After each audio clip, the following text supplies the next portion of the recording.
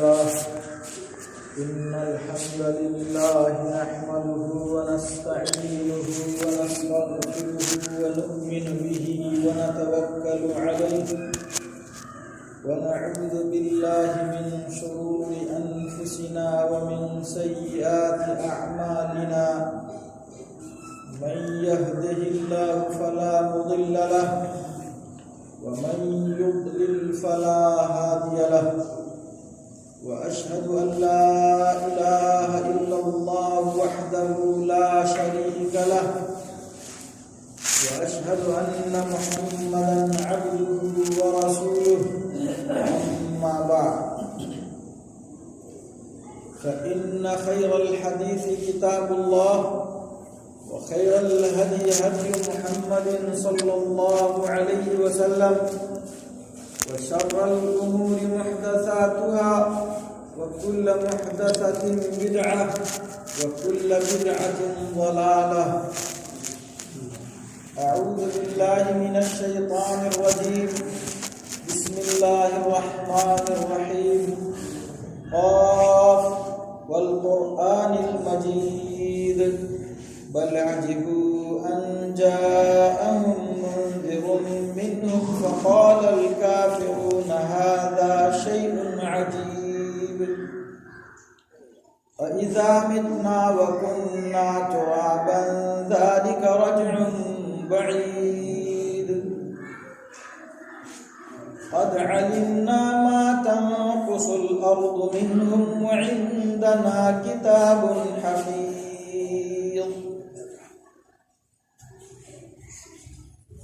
ہر طرح کی تعریف و توصیف بزرگی برتری کبریائی اس اللہ وحدہ لا شریک کے لیے ہے جو اس کائنات کا خالق و مالک ہے. جس اللہ وحدہ لا شریک نے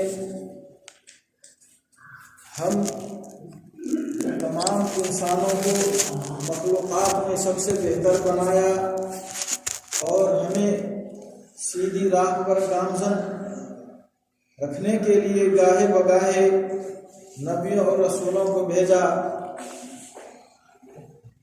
تو درود و سلام نازل ہو ان تمام نبیوں اور رسولوں پر، خاص کر اس سلسلے کی آخری کڑی ہمارے آقا نامدار احمد مجتبیٰ محمد مصطفیٰ صلی اللہ علیہ وسلم پر. اللہ رب العالمین قرآن مجید میں ارشاد فرماتا ہے وَلَقَدْ بَعَثْنَا فِي كُلِّ أُمَّةٍ رَسُولًا أَنِ اعْبُدُوا اللَّهَ وَاجْتَنِبُوا الطَّاغُوتَ. معزز حاضرین، اللہ رب العالمین کا لاکھ لاکھ شکر کہ اس نے ہمیں اسلام جیسی نعمت سے نوازا اور اسلام لانے کے بعد ہمیں اور آپ کو ہر طرح کی غلط سوچ و فکر سے محفوظ رکھنے کے لیے بہترین تعلیمات دیا. جو آیت ابھی آپ کے سامنے پڑھی گئی ہے اس کا نچوڑ یہ ہے کہ اللہ رب العالمین نے تمام امت کے اندر ایک نبی اور رسول بھیجا جس نبی اور رسول کو اللہ رب العالمین نے توحید کا پیغام دیا تھا، کیونکہ ہماری زندگی میں توحید کی بڑی اہمیت ہے. اگر ہم توحید سے دور ہیں تو ہماری زندگی کا کوئی بھی مقصد چاہے جتنا عظیم اس کو ہم سمجھ لیں وہ بیکار ہے. اس لیے ہمیں اور آپ کو اس پہلو پر غور کرنا ہے کہ اللہ کے رسول صلی اللہ علیہ وسلم مکی زندگی میں لوگوں کو توحید کی دعوت دیتے رہے. احکامات کا نزول تو بہت بعد میں شروع ہوا، مگر اللہ رب العالمین کو جاننے پہچاننے کا کام جسے ہم توحید کے نام سے جانتے ہیں اس پر اللہ کے رسول صلی اللہ علیہ وسلم نے بہت زیادہ زور دیا کہ انسان کی توحید اگر مضبوط رہے گی تو اس پر مبنی جتنے بھی اعمال ہوں گے سب کے سب درست ہوں گے۔ اگر کسی کی توحید میں خلل پایا جاتا ہے، کسی کی توحید میں کمی پائی جاتی ہے، وہ اللہ رب العالمین کا بندہ موحد نہیں ہے، تو اس کے بعد جو بھی کام وہ کرے گا سارا کا سارا بیکار ہے۔ خواہ وہ نماز ہی کیوں نہ پڑھتا ہو، خواہ وہ روزہ ہی کیوں نہ رکھتا ہو، خواہ وہ زکوٰۃ دینے میں سب سے آگے ہی بڑھ کر آگے ہی کیوں نہ رہتا ہو، صدقہ خیرات دینے میں پیش ہی کیوں نہ رہتا ہو، اگر اس کے پاس توحید نہیں ہے یا اس کی توحید میں کمی پائی جاتی ہے، اس کی توحید میں خلل پایا جاتا ہے، تو اس بندے کا کوئی بھی عمل معیاری نہیں مانا جائے گا۔ معزز سامعین، اللہ کے رسول صلی اللہ علیہ وسلم نے صحابہ کرام کی کیسی تربیت کی تھی کہ باہر سے جو بھی فکر آیا کرتی تھی، جو بھی نظریہ آیا کرتا تھا، جو بھی نئی بات ہوا کرتی تھی، صحابہ کرام اللہ کے رسول صلی اللہ علیہ وسلم سے اس کا حکم پوچھتے تھے۔ مگر آج جو معاشرہ ہمارا ہے اس معاشرے پر نظر دوڑائیے کہ اگر مغرب سے کوئی آتا ہے لباس لے کر تو اس لباس کو فوراً ہم ایکسیپٹ کر لیتے ہیں۔ اگر وہ کوئی تعلیم لے کر کے آیا، کوئی منہج لے کر کے آیا، کوئی نظریہ لے کر آیا، کوئی سوچ اور فکر لے کر آیا، تو ہم بغیر کسی تعامل اور تردد کے اسے ایکسیپٹ کر لیتے ہیں۔ یہ ہمارے لیے کتنا بڑا المیہ ہے، ذرا غور کیجیے۔ یہ ہمارے لیے لمحہ فکریہ ہے کہ ہم اور آپ باہر کی چیزوں کو بغیر تردد کے، بغیر ہچکچاہٹ کے قبول کر لیتے ہیں۔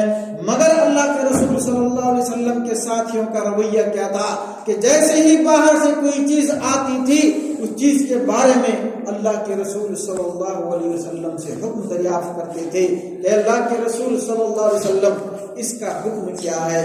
ذرا غور کیجئے، حضرت عائشہ رضی اللہ تعالی عنہا فرماتی ہے کہ صحابہ کرام نے اللہ کے رسول صلی اللہ علیہ وسلم سے پوچھا، اے اللہ کے رسول صلی اللہ علیہ وسلم، یہاں کچھ بستیاں ایسی ہیں جن میں ایسے لوگ آباد ہیں جو جلد ہی مسلمان ہوئے ہیں، ان ہنا قوما حدیثا عہدہم بشرک، شرک سے ان کا رشتہ پرانا نہیں ہے، یعنی نئے نئے مسلمان ہوئے ہیں، اور یہ لوگ ہمارے یہاں ہمارے گاؤں میں گوشت لے کر آتے ہیں۔ ذرا غور کیجیے کہ کچھ لوگ ہمارے یہاں ایسے ہیں جو جلد ہی مسلمان ہوئے ہیں، ان کا اسلام اتنا مضبوط نہیں ہے، وہ لوگ گوشت بیچنے کے لیے ہمارے یہاں آتے ہیں۔ ہمیں معلوم نہیں کہ ان لوگوں نے جانور جو ذبح کیا اس پر اللہ کا نام لیا یا نہیں۔ ذرا غور کیجیے، ایک معمولی سی کھانے کی چیز باہر سے کوئی آدمی لے کے آ رہا ہے، اس کا حکم اللہ کے رسول صلی اللہ علیہ وسلم سے پوچھ رہے ہیں کہ ہمیں شک ہے ان لوگوں پہ کہ جانور ذبح کرتے وقت اللہ کا نام لیتے ہیں یا نہیں، ہم یہ گوشت کھائیں یا نہ کھائیں۔ اللہ کے رسول صلی اللہ علیہ وسلم نے فرمایا کہ تم لوگ اللہ کا نام لو اور کھاؤ۔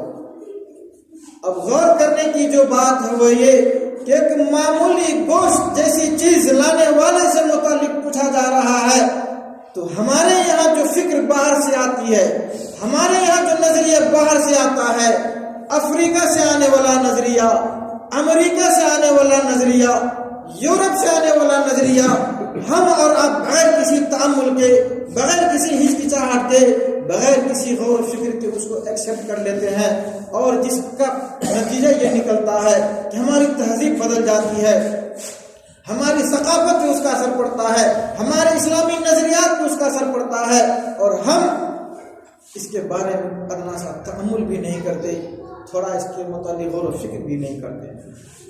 معزز سامعین، اللہ کے رسول صلی اللہ علیہ وسلم نے زور اسی لیے دیا تھا کہ ایک مومن بندہ اگر اس کے سامنے باہر کی کوئی بھی چیز آئے گی اور وہ توحید پرست ہوگا، اس کے اندر توحید پائی جائے گی، مضبوط توحید کا مالک ہوگا، تو سب سے پہلے باہر سے آنے والی کسی بھی فکر کو، باہر سے آنے والے کسی بھی نظریے کو باہر سے آنے والے کسی بھی سدھانت کو وہ کتاب و سنت کی روشنی میں پرکھے گا.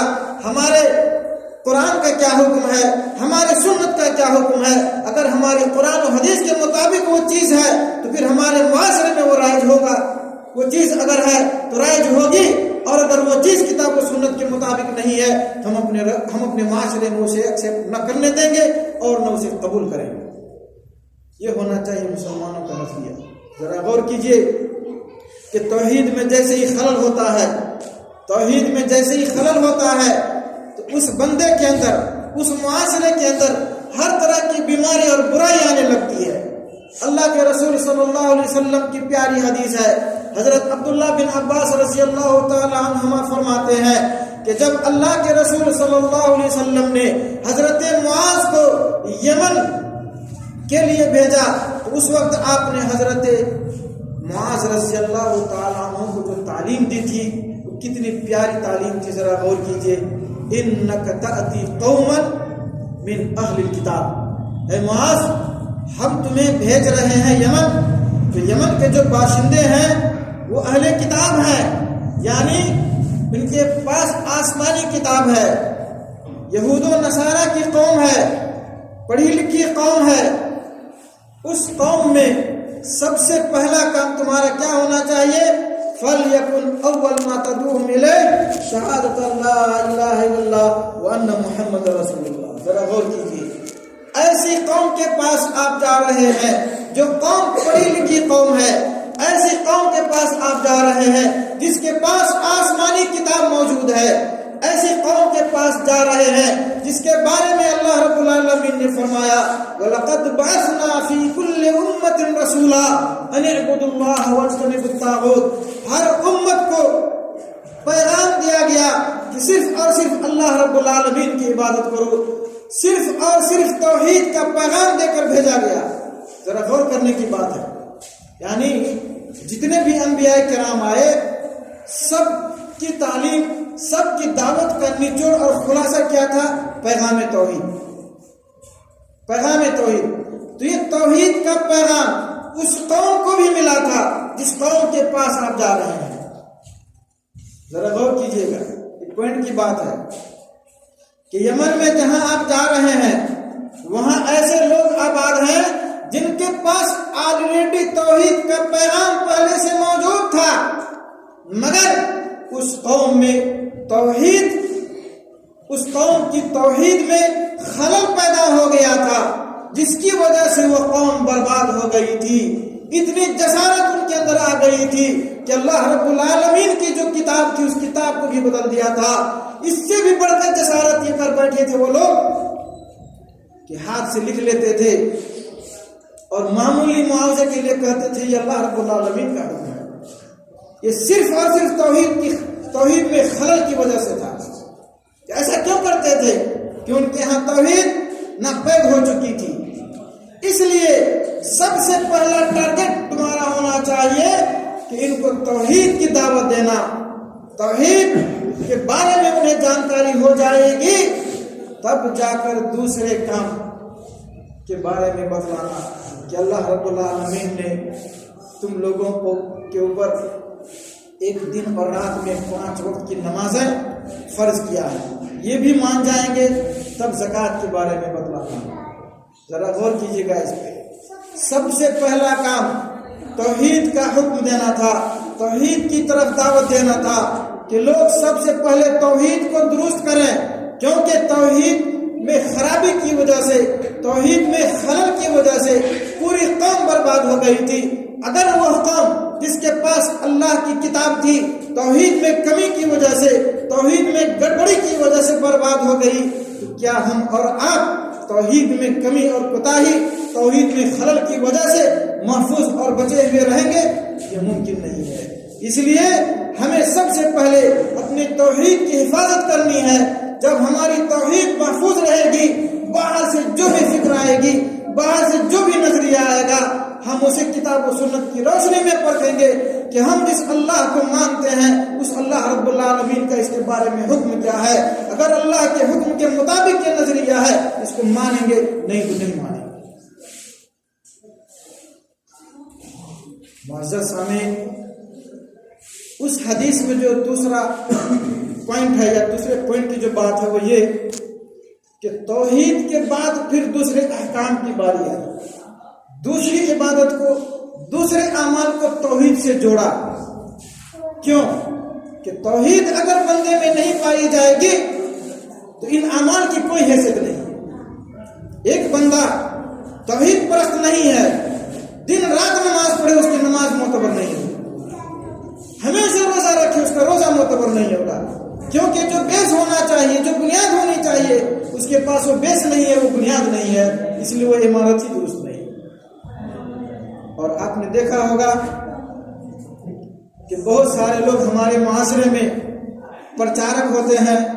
फलां साहब आए, एक दो को अपनाया और अपनी राय, अपना नजरिया, अपना सिद्धांत सब मुआशरे में फैलाना शुरू कर दिया। इसमें आपने इन्वॉल्व ऐसे लोगों को देखा होगा जिनके पास तौहीद की कमी होती है, जो लोग तौहीद को नहीं समझते हैं, इसलिए कि इनका जो सोचने का मेयार है, इनका जो पैमाना है गौर व फिक्र करने का, वो दुरुस्त नहीं है। किताब व सुन्नत के बजाय इनके यहाँ पैमाना जो सोचने का कुछ और है, इसलिए बाहर से कोई भी सिद्धांत आया उसके प्रचार प्रसार में लग गए, बाहर से कोई नजरिया आया उसके प्रचार प्रसार में लग गए। इसलिए बंदा अगर नमाज भी पढ़ता होगा, बंदा रोजादार भी होगा, बंदा सबका खैरात में सबसे बढ़ चढ़ कर हिस्सा लेने वाला भी होगा, मगर तौहीद के अंदर कमी पाई जाती है, तो उस बंदे के बारे में आप देखेंगे कि बाहर से आने वाले ख्यालात, अफकार, नजरियात सबसे ज्यादा मुतासिर वही लोग होते हैं। इसी तरह मुअज़्ज़ज़ सामीन, हजरत आयशा रज़ियल्लाहु ताला अन्हा की हदीस है कि लोगों ने अल्लाह के रसूल सल्लल्लाहु अलैहि वसल्लम से काहिनों के बारे में पूछा। वो काहिन जो हाथ वगैरह देखता है और कुछ अमारात की वजह से वो बतलाता है कि तुम्हारे साथ ये होने वाला है, तुम्हारा भविष्य इस तरह का है, तुम्हारा मुस्तकबिल इस तरह का है, तुम्हारे साथ इस तरह के हादसात पेश आने वाले हैं, या तुम्हारे साथ ऐसा ऐसा हो रहा है। इस तरह की खबरें देने वालों को काहिन कहा जाता है। तो अल्लाह के रसूल सल्लल्लाहु अलैहि वसल्लम ने फरमाया, इन्नहुम लैसु बिशै, इन काहिनों की कोई हकीकत नहीं है, इन काहिनों की कोई हकीकत नहीं। तो सहाबा ने कहा, अल्लाह के रसूल सल्लल्लाहु अलैहि वसल्लम, कभी ऐसा भी होता है कि ये लोग बतलाते हैं कोई बात और बात सच निकल जाती है?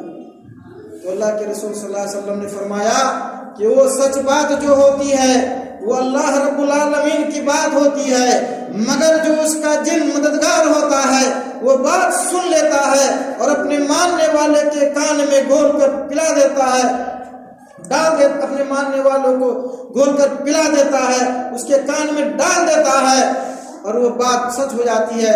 लेकिन वो बंदा अपनी उस जिन्नी की बात सुनकर उसमें 100 से ज्यादा झूठ मिला देता है, उसमें 100 से ज्यादा झूठ मिला देता है और तब लोगों के सामने वो पेश करता है एक बात और कहां उसकी जगह पे 100 झूठ। जरा गौर कीजिए, 100 बात झूठी, उसकी एक बात सिर्फ सच ठहरी। इस बिना पर उसको तुम सच्चा मान लो, इस बिना पर तुम उसको अपना मस्दर, मर्जा और मौला मान लो। ये अक्लमंदी नहीं है, ये दानिशमंदी नहीं है। दानिशमंदी तो ये है कि 100 झूठ जो बोल रहा है उस पर तुम्हारी नजर होनी चाहिए। इसलिए मुअज़्ज़ज़ सामीन, आपके पास भी बाहर से अफकार आते हैं, आपके पास भी बाहर से नजरियात आते हैं। बज़ाहिर देखने में वो नजरियात अच्छे होते होंगे, बज़ाहिर देखने में वो ख्यालात आपके लिए उम्मीद अफजा होंगे, मगर उस नजरिए के अंदर क्या छुपा हुआ है, उन ख्यालात के अंदर क्या छुपा हुआ है, किस बेस पे, किस बुनियाद पे वो नजरियात कायम है, ये चीजें हम और आप समझ नहीं पाते हैं। इसलिए उन नजरियात से, उन अफकार से, उन ख्यालात से मुतअस्सिर हो जाते हैं और हमें नुकसान उठाना पड़ता है। इसलिए आजकल मुआशरे में जो बेहयाई फैली हुई है, बेपर्दगी की दावत दी जाती है, इसी सब का नतीजा है कि हम और आप किसी की कोई एक बात को देखकर समझ जाते हैं अरे इसकी जिंदगी तो बहुत कामयाब जिंदगी है, इसने फला कारोबार शुरू किया, बड़ा कामयाब बिजनेसमैन निकल गया, लेकिन आपको ये पता नहीं है कि इसका कारोबार सूदी कारोबार है, आपको ये पता नहीं कि इसका कारोबार हराम कारोबार है, आपको ये पता नहीं कि इसने कितने सारे लोगों के हुकूक हजम कर रखे हैं। बहरहाल कहने का मकसद ये है कि बज़ाहिर हमें लगता है कि नजरिया जो उसने लाया है हमारे लिए वो देखने में तो बड़ा कारआमद लग रहा है, मगर वो उसकी मशमूलात क्या है, वो किन बेस पर किन बुनियादों पर कायम है, उन्हें भी परखने की जरूरत है। इसलिए हम किसी एक बात को न लेकर किताब और सुन्नत की रोशनी में पूरी चीज को तोलेंगे और मुआवजा करेंगे कि इसमें भलाई क्या है, इसमें खराबी क्या है, इसमें हमारे लिए मुफीद क्या है, इसमें हमारे लिए नुकसान की बातें क्यों है, क्या है। इसलिए कि मैं ये नहीं कहना चाहता कि बाहर से नजरियात आए, हम एक मुसलमान होने की हैसियत से उन्हें फौरन रद्द कर दें। ये भी नहीं कहता कि बाहर से जो नजरियात आए वो देखने में खुशनुमा हो, कारआमद हो, हम उनसे मुतासिर होकर फौरन उन्हें कबूल कर लें। नहीं, इस्लाम का ये नजरिया हरगिज नहीं है, बल्कि नजरिया हमारा ये होना चाहिए कि किताब और सुन्नत की रोशनी में हम उन नजरियात को परखें। अगर वो नजरियात, वो अफकार, वो सिद्धांत किताब और सुन्नत के मुताबिक है तो लेंगे, वरना नहीं लेंगे। अरबी का बड़ा मशहूर मकबूला है खुज़ मा सफ़ा व दा मा कदर, इसी को अंग्रेजी में लोग कहते हैं pick and choose, pick and choose, कि हम उसको परखेंगे, देखेंगे, जो बेहतर होगा वो लेंगे, जो हमारे ऊपर असरअंदाज हो, जो हमारी तहजीब को बर्बाद कर दे, जो हमारे मुआशरे में बेपर्दगी बेहयाई लाए, उन चीज़ों को हमें कबूल नहीं करना। इसी तरह अल्लाह के रसूल सल्लल्लाहु अलैहि वसल्लम की प्यारी हदीस है,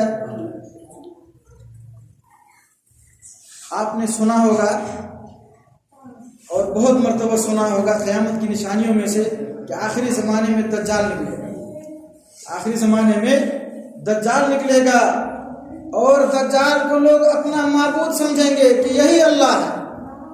ज़रा गौर कीजिए, लोगों की सोचने की सलाहियत इतनी कमतर हो जाएगी, दीन से इतना दूर हो जाएंगे कि वो एक बाहर से आने वाले को समझेंगे कि यही अल्लाह है। तो अल्लाह के रसूल सल्लल्लाहु अलैहि वसल्लम ने फरमाया कि अल्लाह रब्बुल आलमीन तुम लोगों पर मख्फी नहीं रहेगा, यानी अल्लाह को अगर परखना चाहो तो आराम से पहचान सकते हो कि ये अल्लाह और ये अल्लाह नहीं है, क्योंकि अल्लाह रब्बुल आलमीन काना नहीं है। और जो दज्जाल आएगा वो काना होगा और उसकी आंख उभरी हुई होगी, दाएं आंख जो है उसकी कानी जो हम लोग कहते हैं उस तरह से, और प्लस उभरी हुई होगी। ये उस बंदे की निशानी होगी और वो बंदा दज्जाल होगा, अल्लाह नहीं होगा। अब इस हदीस की रोशनी में जरा गौर करें। एक बाहर से आने वाला आदमी बगैर किसी मुआजना के कि सच क्या है, झूठ क्या है, हक क्या है, बातिल क्या है, और फौरन एक्सेप्ट कर ले कि यही हमारा खुदा है, ये इस्लाम इसकी तालीम नहीं देता, बल्कि इस्लाम तालीम ये देता है कि मुआजना करो कि तुम्हारे रब के औसाफ क्या है और ये बंदा जो तुम्हारे सामने खड़ा है इसके औसाफ क्या है। इस मुआजने की रोशनी में तुम नतीजा पर पहुंचो, किताब और सुन्नत की तालीमात के मुताबिक नतीजा पर पहुंचो। अगर किताब और सुन्नत की तालीम के मुताबिक तुम्हें लग रहा है कि ये अल्लाह नहीं है तो ये अल्लाह नहीं है। इसके कमालात, उसके करिश्मे, उसके मोजज़ात वगैरह को देखकर हम मरूब हो जाएं कि आसमान से बारिश बरसा रहा है, मुर्दे को जिंदा कर दे रहा है, जमीन से खजाने निकलवा रहा है, और ये कुदरत अल्लाह रब्बुल आलमीन की है। इस बंदे के अंदर कहां से आ जाएगी? ये बंदा नहीं बल्कि ये अल्लाह है। इस्लाम इसकी तालीम नहीं देता, बल्कि इस्लाम आपको इस सब के बारे में सब कुछ बतला दिया है। इसलिए उस तालीम की रोशनी में इसको परखिए और समझिए कि ये अल्लाह कभी नहीं हो सकता। मुअज़्ज़ज़ सामीन, इस तरह की बेशुमार हदीसें हैं जिनमें तौहीद को अहमियत दी गई है। अल्लाह रब्बुल आलमीन ने कुरान मजीद में फरमाया, फ़इन ताबू व अक़ामुस सलाता व आतउज़ ज़काता फ़ख़ल्लू सबीलहुम। अगर लोग तौबा कर लें, نماز پڑھنے لگے، زکوٰۃ دینے لگے تو ان کے راستے چھوڑ دو۔ اس آیت کی تفسیر اللہ کے رسول صلی اللہ علیہ وسلم کی اس حدیث سے ہوتی ہے جس میں اللہ کے رسول صلی اللہ علیہ وسلم کا فرمان ہے، امرت ان اقاتل الناس، مجھے حکم دیا گیا ہے کہ لوگوں سے میں لڑائیاں لڑوں، میں لوگوں سے لڑائیاں کروں، کب تک لڑائیاں لڑوں؟ جب تک کہ وہ توحید کا اقرار نہ کر لیں، جب تک کہ وہ توحید کا اقرار نہ کر لیں، جب تک کہ وہ یہ ماننے نہ لگیں کہ اللہ رب العالمین کے علاوہ کوئی حقیقی معبود نہیں ہے، صرف اور صرف اللہ رب العالمین کی ہستی ایسی ہستی ہے جس کی عبادت ہونی چاہیے، جب تک اس چیز کو تسلیم نہ کر لیں اور جب تک یہ نہ مان لیں کہ محمد صلی اللہ علیہ وسلم اللہ کے رسول ہیں، جب تک وہ نماز نہ پڑھنے لگے، جب تک وہ زکوٰۃ نہ دینے لگے، تب تک ہمیں حکم ہے کہ ان کے ساتھ میں لڑائیاں لڑتا رہوں۔ ہاں، یہ سب کچھ اگر کر دیتے ہیں تو پھر ہمارا حق بنتا ہے کہ ان کا راستہ چھوڑ دیا جائے اور ان کے مال، ان کی جان، ان کی عزت سب کچھ محفوظ۔ اب ذرا غور کیجئے کہ اسلام میں داخل ہونے کے لیے توحید ایک بنیادی عنصر ہے۔ توحید اگر بندے کے اندر نہیں آئے گی تب تک وہ بندہ مومن نہیں شمار کیا جائے گا، مسلمان نہیں شمار کیا جائے گا۔ اس لیے ہمارے لیے فلٹرائز کا کام کرنے والا یہ توحید ہی ہے۔ اگر بندہ اپنا رشتہ اللہ رب العالمین سے جوڑ لیتا ہے تو پھر اس کا ہر عمل اللہ رب العالمین کے لیے ہوگا۔ آج ہماری مسجدیں ویران ہیں، آج ہمارے دینی مدارس ویران ہیں، اس کی اصل بنیادی وجہ یہ ہے کہ ہم توحید کو صحیح سے سمجھتے نہیں ہیں۔ توحید کو سمجھنے والے ہر طرح کی قربانی دینے کے لیے تیار تھے۔ توحید کو سمجھنے والے اللہ کی راہ میں کسی مصیبت کو مصیبت نہیں سمجھتے تھے، خواہ وہ مصیبت بڑی سے بڑی ہی کیوں نہ ہو۔ اس کی زندہ مثال حضرت کعب بن مالک رضی اللہ تعالیٰ عنہ ہے۔ یہ غزوہ تبوک سے پیچھے رہ گئے تھے، ہر طرح کی سہولت اور امکانیت کے باوجود اللہ کے رسول صلی اللہ علیہ وسلم کے ساتھ سفر میں نہیں جا سکے تھے۔ اللہ کے رسول صلی اللہ علیہ وسلم جب واپس آتے ہیں لوگ دھڑا دھڑ پہنچنا شروع ہوتے ہیں، اے اللہ کے رسول صلی اللہ علیہ وسلم ہمارا یہ کاروبار تھا اس میں ہم بیزی ہو گئے، ہمارے گھر کی یہ مصیبت تھی اس وجہ سے بیزی ہو گئے۔ مگر حضرت کعب بن مالک رضی اللہ تعالیٰ عنہ نے پوری سچائی کے ساتھ اپنی حالت بیان کر دی کہ اللہ کے رسول صلی اللہ علیہ وسلم میرے پاس مال و دولت بھی تھی، میرے پاس سواری بھی تھی، میں توانا ہٹا کٹا بھی تھا، سب کچھ تھا، مگر صرف اور صرف سستی اور کاہلی کی وجہ سے نہیں جا سکتا۔ اللہ کے رسول صلی اللہ علیہ وسلم نے کہا کہ تمہارا معاملہ اللہ رب العالمین کے حوالے ہوتا ہے، وہ جو فیصلہ کرے گا وہی منظور ہے۔